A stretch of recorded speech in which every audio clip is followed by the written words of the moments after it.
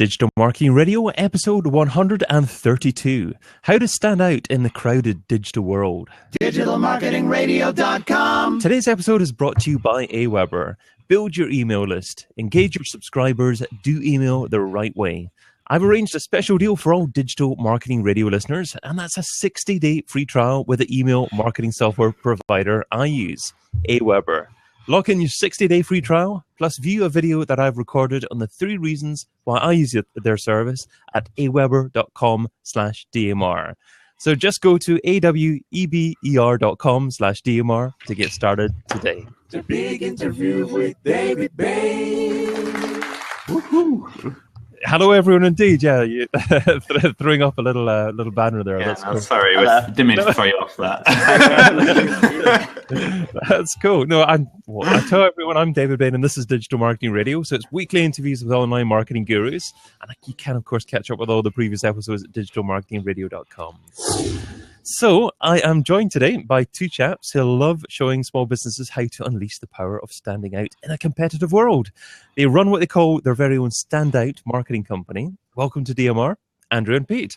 Thank you very much. Thank you for having us. Yeah, Yeah, crowd effect going. No, I don't have that. yeah. Sorry. Yeah. So tell everyone which one's Andrew and which one's Pete. So I'm Andrew, and this is Pete. And I'm Pete, the better looking one. Hey, shorter one. And then the banter just goes downhill from here. Yeah. You can find the guys over at andrewandpete.com. So what I'm going to do is start firing questions at both of you and just see who answers, okay? All right. Okay. Cool. So what are some of the most effective standout marketing activities at the moment? Oh, that's a tough first That is question. a good Yeah, question. yeah. There's so many things you can do these days, and especially online, the world's kind of your oyster now. But essentially, the competition's hotted up as well. So you're not just against your local market anymore. You're not just against the people in your town or even your country. You're against the world. So you really have to step up your game this day and age. Yeah, I think this is why we're so passionate about showing small businesses how to be just a little bit different with the marketing. Because as much as we absolutely love digital and online marketing, it is crazily competitive and often really, really noisy as well. So how did you guys actually get going? How did you get into business together then? So Our eyes met across a crowded room. You said you wouldn't tell that story. No, sorry. Go on. So we kind of met each other at university, and we bonded over the fact that we wanted to one day rule the world. And we really got together over uni with our business, and we run a young entrepreneur society. And we came out of uni and we had a huge problem.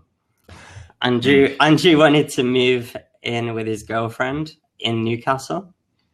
Bearing in mind, we lived on the other side of the country at this point. So we went to Newcastle and we had no contacts there whatsoever. We didn't really have a proper business at that point. We didn't have any money. We didn't have a job. We didn't have any clients or any business contacts. So we thought, oh my God, how the hell are we going to get ourselves out there? How are we going to get our name out there? And why should anyone consider us over everyone else that's got 10 years more experience than us? And at that point, we looked about 12. So it was even harder. 13, yeah. No. Yeah. And a half. So that's when we kind of got into this standout marketing. How can we get attention? How can we get people to notice us? So we got out there in a big way. We didn't do anything that everyone else was doing. Like we went to networking events and we brought like fireworks, indoor fireworks and party poppers. And we did all these like fun speeches and we threw chocolate out and stuff like this. It caused a bit of a stir. And we would do the same on digital as well. So everything on digital, we just look at what everyone else is doing and then try and step it up.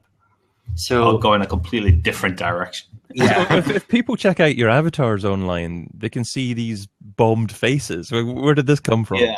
Well, this is kind of a good point. So we always say, if you want to stand out, an easy place to start is with the boring.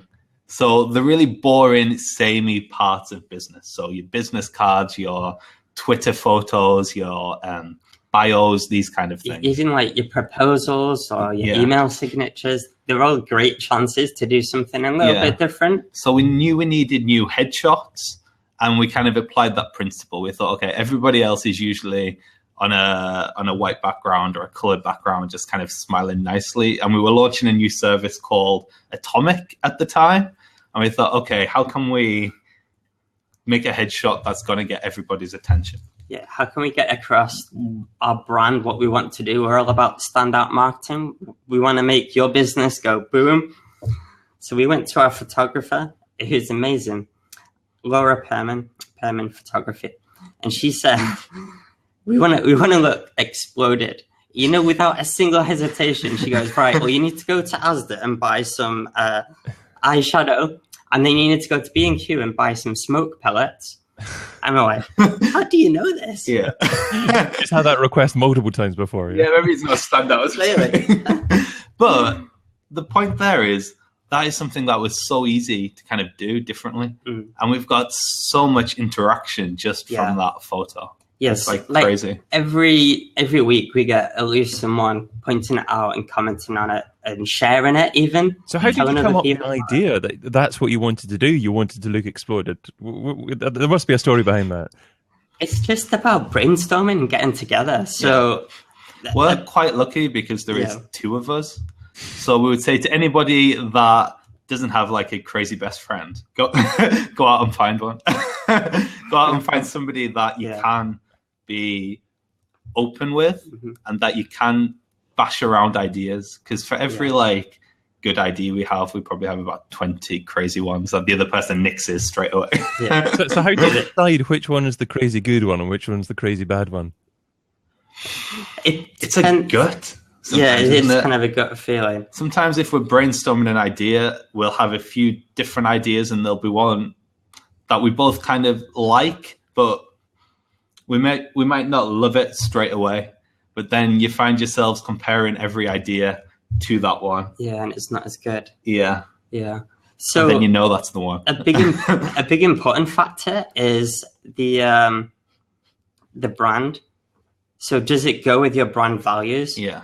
You need to have your brand values like nailed down to a T. So we always say choose at least 5 brand values to stick by and know exactly what they mean to you and how you're going to get them across. So by a brand value, we mean how do you want other people to describe your business? So a brand is almost not in your hands anymore. So you can have establishing a buyer persona as well, or is that not the same thing? Kind of. Kind of similar. Kind of the same thing, but kind of slightly different as well. So a brand is the gut feeling people get when they're dealing with your business. That's how we describe it anyway. There's a lot of kind of definitions out there.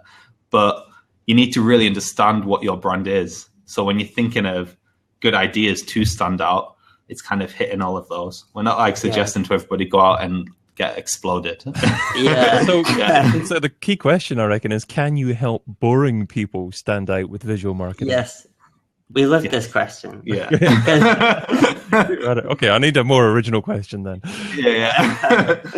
We love this because what we're trying to say is stand out and be different. We're not trying to say be crazy.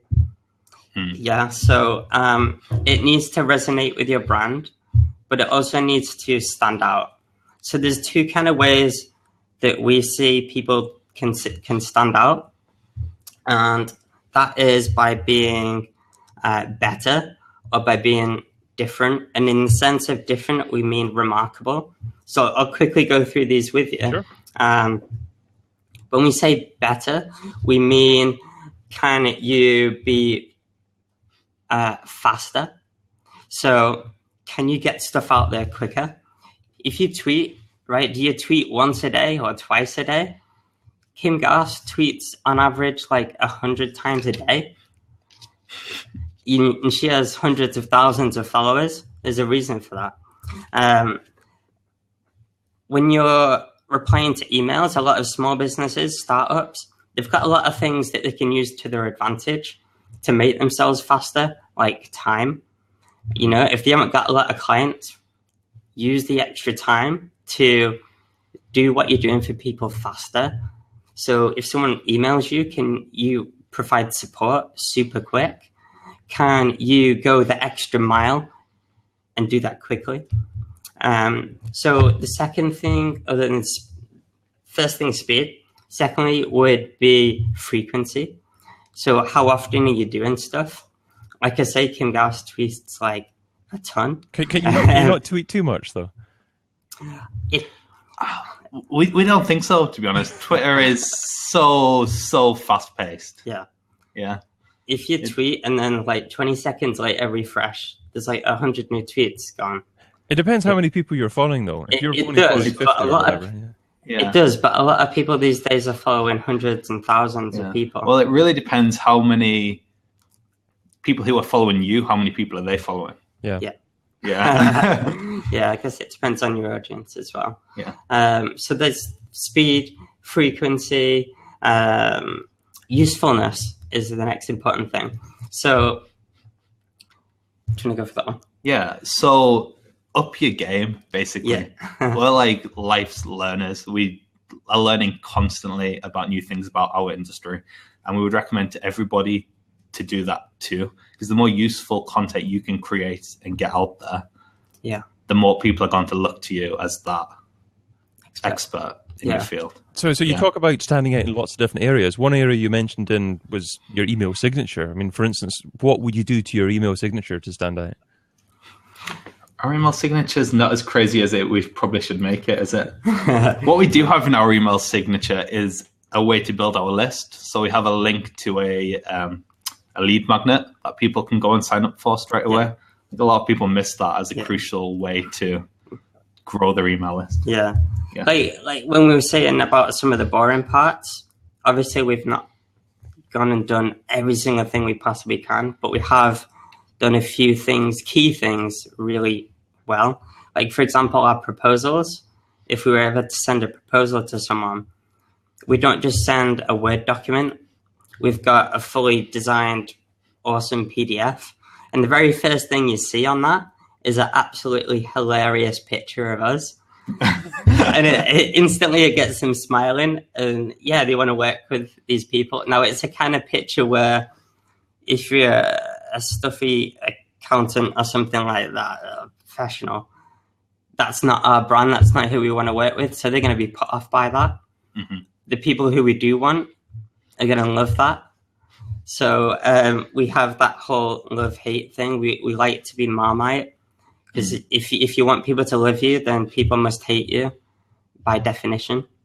And have you always been like that, or did you take a while to get to that stage? We've taken a little while to be like that because we're people pleasers. We always we hate it if someone doesn't like us. We're always trying to make people happy, and I think that goes a long way to our success, and it says a lot about our service, because we always want to do our best for people. But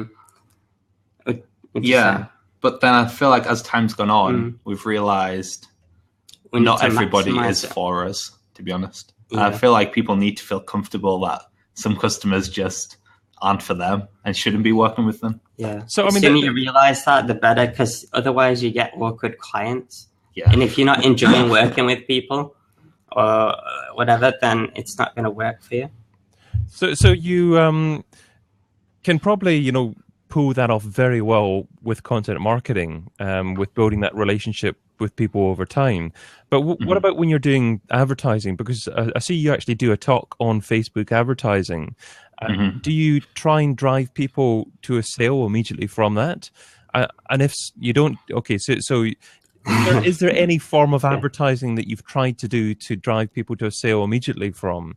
And if you were to do that, would you try and do that with the same kind of personality, or would you change the way you did things for that?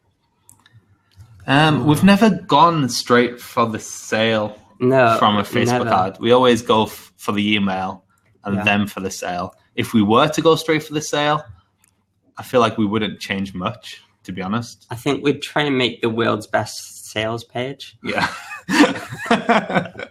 What would that look like? Yeah. We'd have bells and whistles and videos and audios and 3D glasses. pop-ups. It would take about 2 days to load, but once it loaded, Yeah. yeah. We have the world's best buffering symbol as well. Yeah.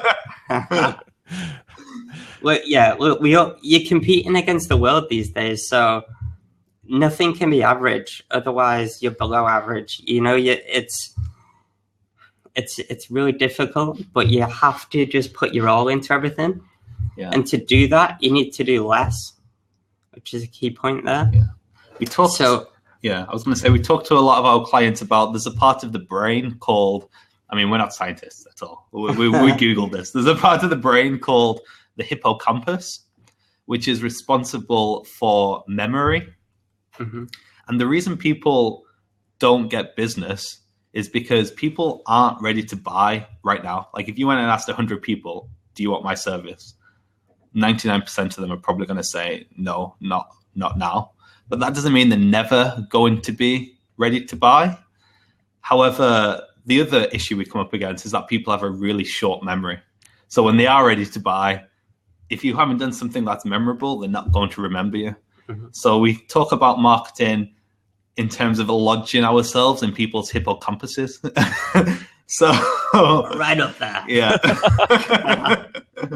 So when people opt into your email list, when you're building that relationship with them, do you just send them relevant, very up-to-date information, or do you have an autoresponder sequence that delivers people value that you've published previously as well?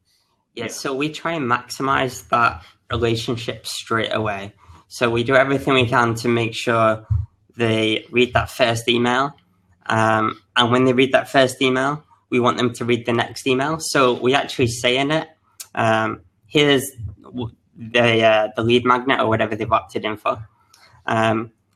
Also, here's some extra information for you. We've given you 2 bonus ebooks, for example. Mm-hmm. And tomorrow we're going to send you our absolute best content. So watch out for that tomorrow at the same time. And then on that one, we give them all this amazing content. And then we say, tomorrow, you're going to get something even better. You know, we're trying to build up this relationship so much and a trust. So, and you don't tell them what it is or what it's going to be. You just say, just wait until tomorrow, then I'll tell you then. Mm-hmm. Yeah. Such a tease. So do you actually know what it's going to be, or?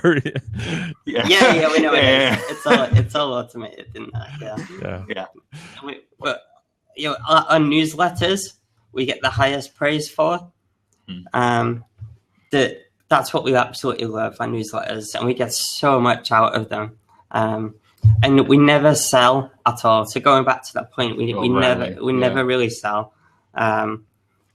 So our newsletter is called Atomic Light. Number 1, because it's different, and number 2, because newsletter has connotations of being a bit spammy. So you definitely don't want that. If anyone's got a newsletter, I would say brand it up. Mm-hmm. Call it something, give it a name, make it sound like it's worth something. So Atomic Light is essentially our free version of Atomic, our membership support site for marketing.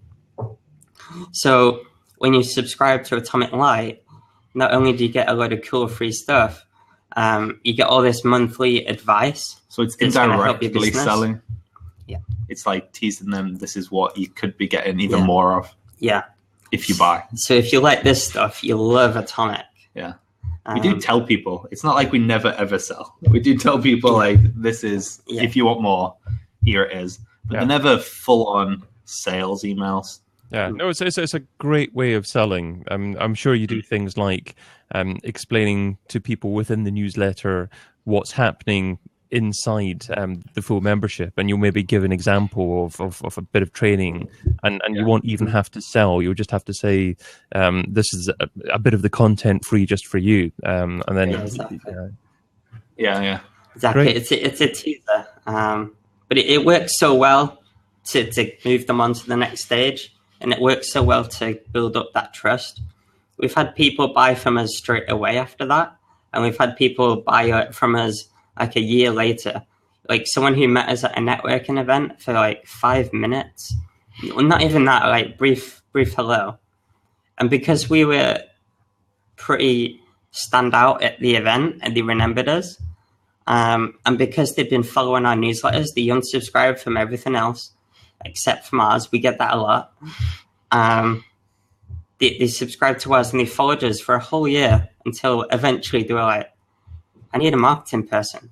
I'll speak to Andrew and Pete because I trust them. And we get that all the time now. People who we've never met before or who we have met like 2 years ago or 1 year ago, getting in touch with us now.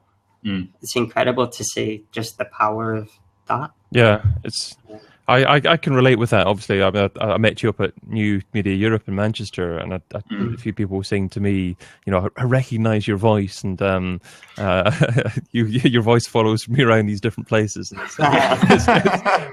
it is incredible. You get the same thing with your newsletter. So wonderful. Yeah. What we've started doing as well is the subject line is the opening of a joke. So.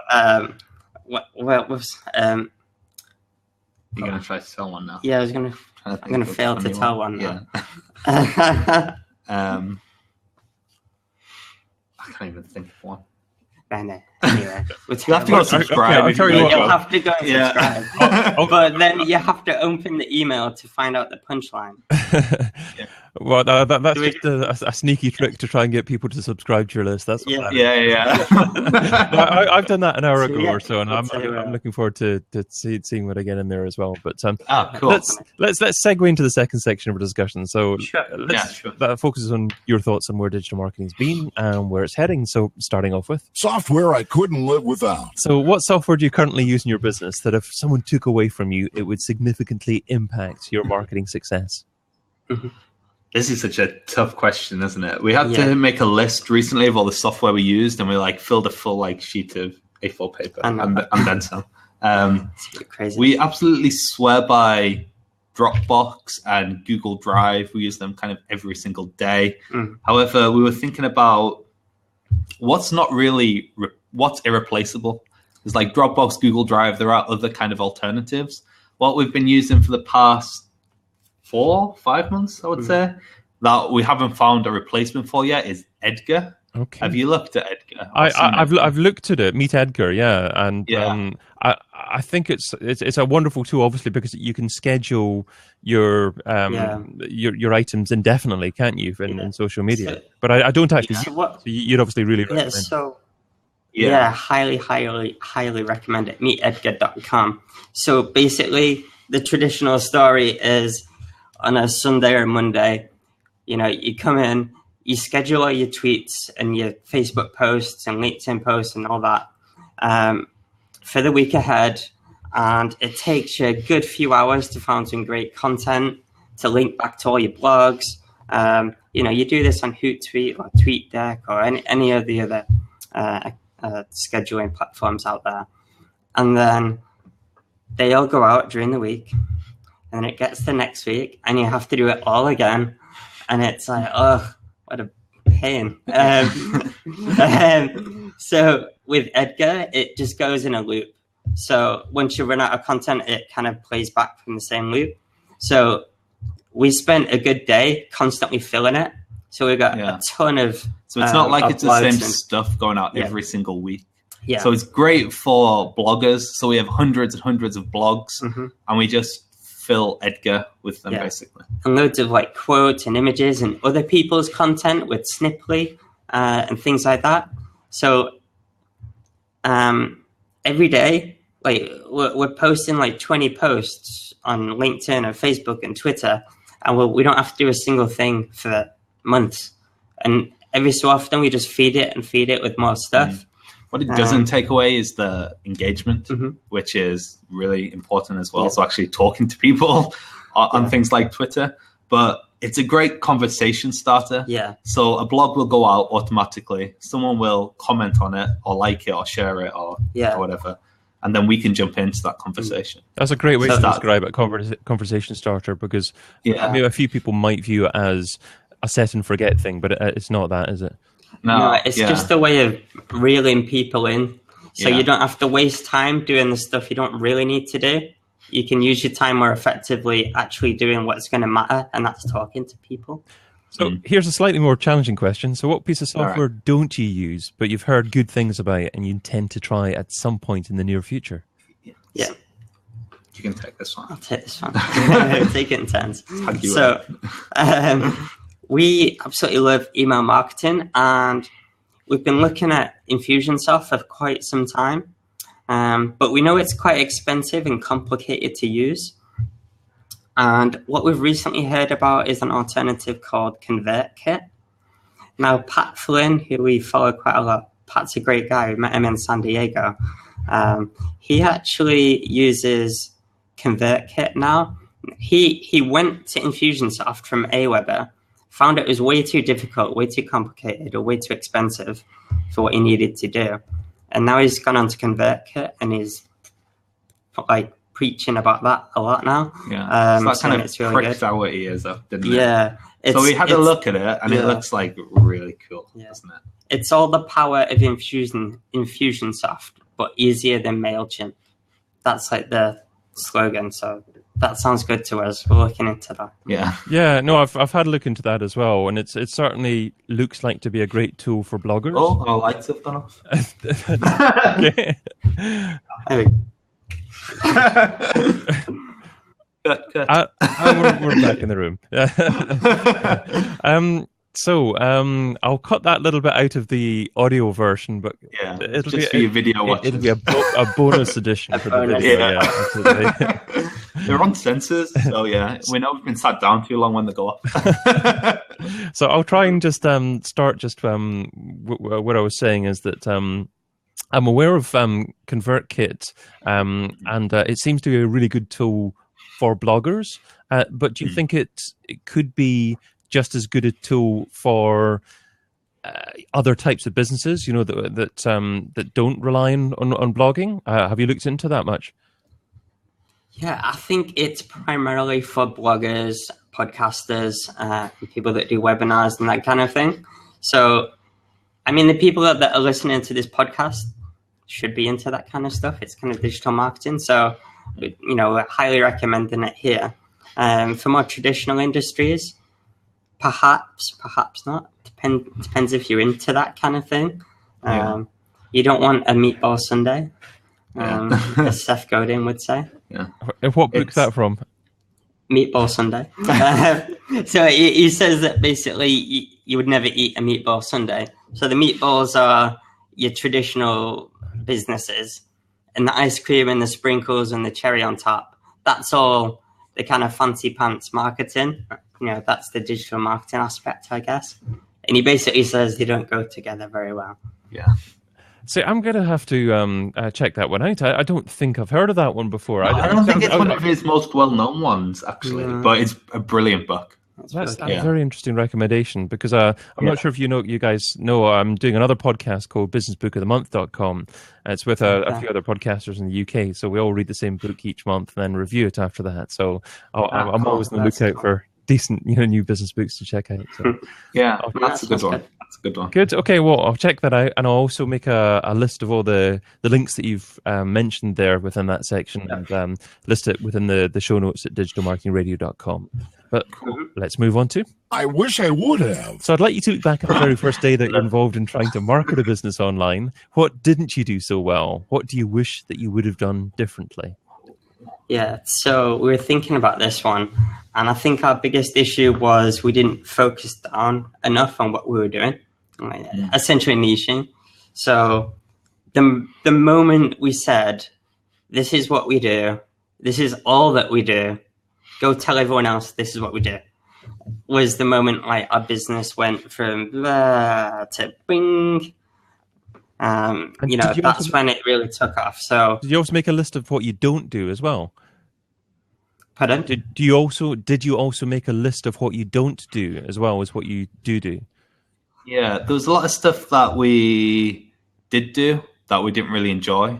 It was making us money at the kind of the very early stages. So websites was something that we used to do in-house. but it was never our passion. It was never something that we really enjoyed. So we built up connections with people that could do it a lot better than us and enjoy it as well. Because the moment you say to people, this is not what I do, that's really powerful, because it basically sets you aside as an expert in what you do. It positions you a lot better. So you're not an odd job. You're not a do-it-all kind of person. There's way too many marketing companies out there who do every aspect of marketing, or there's way too many accountants who do every type of accounting, or every type of financial planner who does every type of financial planners. Why not do a certain niche for a certain type of person? And that's much more really powerful. Well. And do it really well. Oh, that's a great piece of advice. Okay, well, I'm going to look forward to how you actually interact with the next round, which is The this or that round. because the two of you here, I'm not sure if you do one of you the next one after that. We were thinking of doing it like the Mr. and Mrs. style. Yeah. That's an English TV show reference. Yeah. I'll leave it with you and see how it goes. Yeah. All right. So We'll see if we agree. Hopefully it doesn't turn into anarchy here. So we'll try and answer at the same time. Yeah, 10 quick questions. For those of you who haven't listened to this before, just 2 rules here, not to think about the answer too much, and you're only allowed to say the word both on one occasion. So, ready to go. Yeah. This would be a good point for the lights to come down. Email or Twitter? Email. Audio or video? Video. Affiliates or display advertising? Affiliates. Facebook or Google+? Facebook. Online press releases or one-on-one relations? One-on-one relationship. Paid search or SEO? SEO. Email contact form or telephone number? Email. Contact form, yeah. Website or app? Website. Social subscriber or email subscriber? Email subscriber, definitely. Local marketing or global marketing? Global. Think big. Dream big. And Andrew or Pete? Andrew. Both. I forgot the both. I forgot. I had to get one that you try and disagree with there. Yeah. Yes. Can you ask that to everybody, please? It was funny actually. In the very first episode of Digital Marketing Radio, I interviewed John Lee Dumas, and Fantastic. at the end of that, I asked him, Chris Ducker or Pat Flynn. That was brilliant. What did he say? He just laughed, but then he said Chris Ducker actually.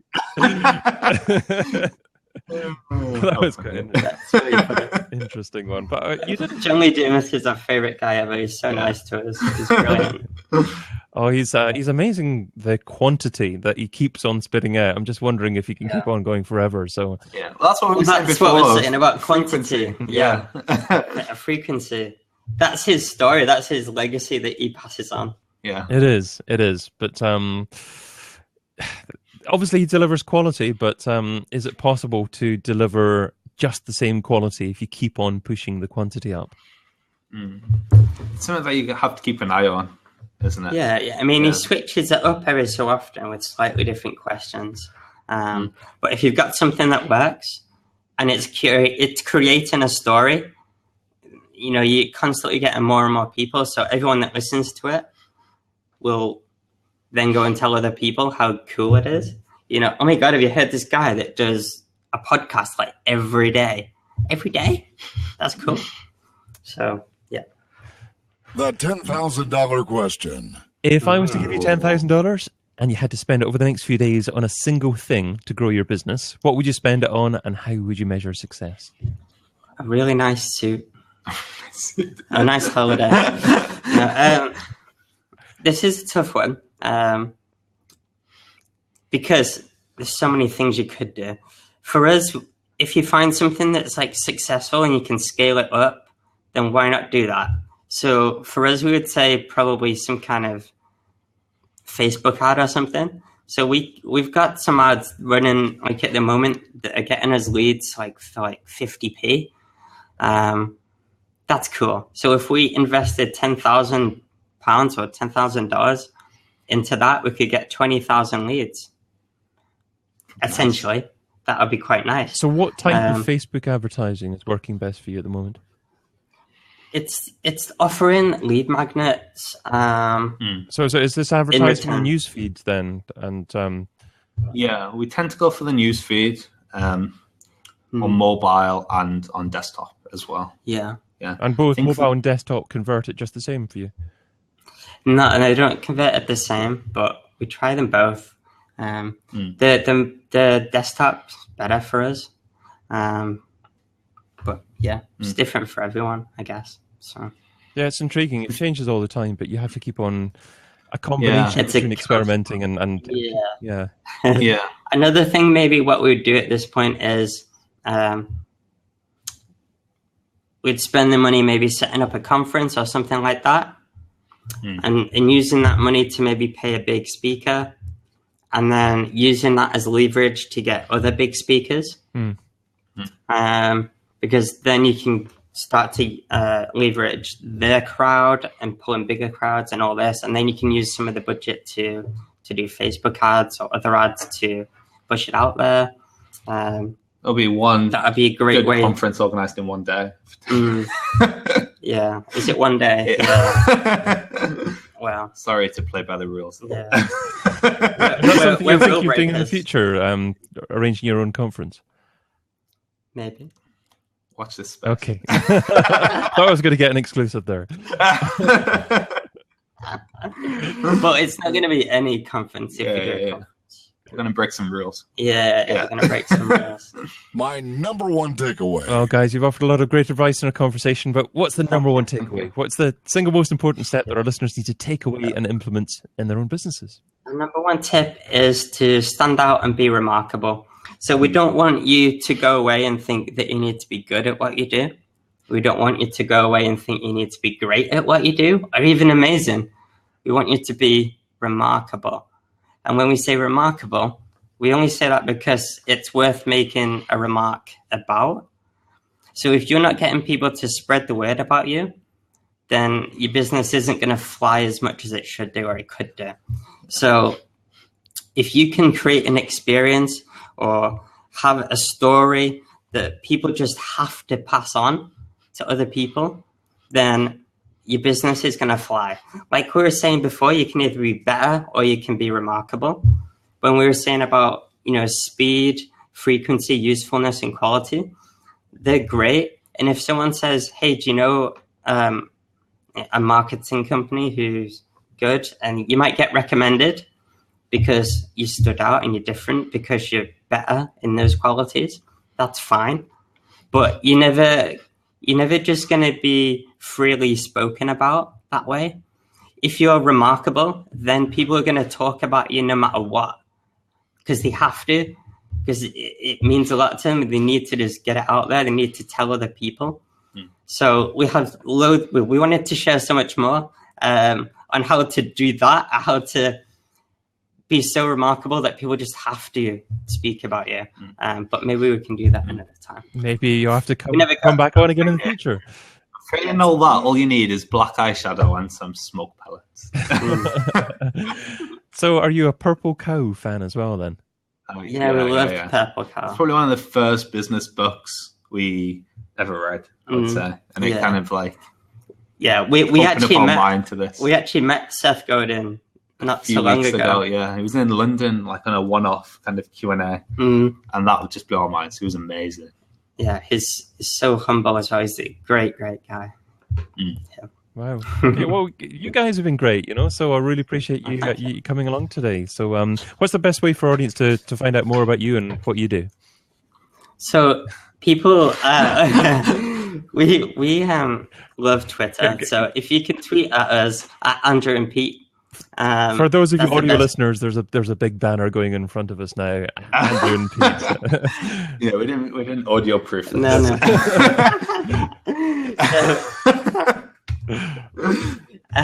Tweet at Andrew and Pete. Yeah. AndrewandPete.com, really easy to remember. Yeah. All the links are on there to find us online. Yeah, we'd love it if people can connect with us, tell us what they thought of it. And if we can help anyone out, if in any way we can, then we'd love to. You know how I was saying about the boring aspects? Like we don't offer free consultations. We offer zombies. So a zombie is like a free half hour of our time to help you as much as we can. And that is 100% free. There's no obligation. It's a no-brainer, so that's why we call it a zombie. And on the boring as well, go follow us on Twitter and see what our really irritating auto DM is. Yeah. We've got the best auto DM you'll ever receive. You won't regret it. We get so many good comments for it. There's an enticing offer for you. Yeah. Oh, great stuff. So thanks to Andrew and Pete, and thank you for listening too. If you enjoy what my guest shared today, here's what you can help. To your friend's iPhone and go to the podcast app and search for Digital Marketing Radio. Click on the show and then hit the subscribe button and make them listen too. Finally, I'm also hosting another live show every Friday called This Week in Organic. So head over to thisweekinorganic.com to find out more about that. But that's all about all the show for now. Until we meet again, adios, and thank you, and Andrew and Pete, for joining us. It was great. Thanks for having us.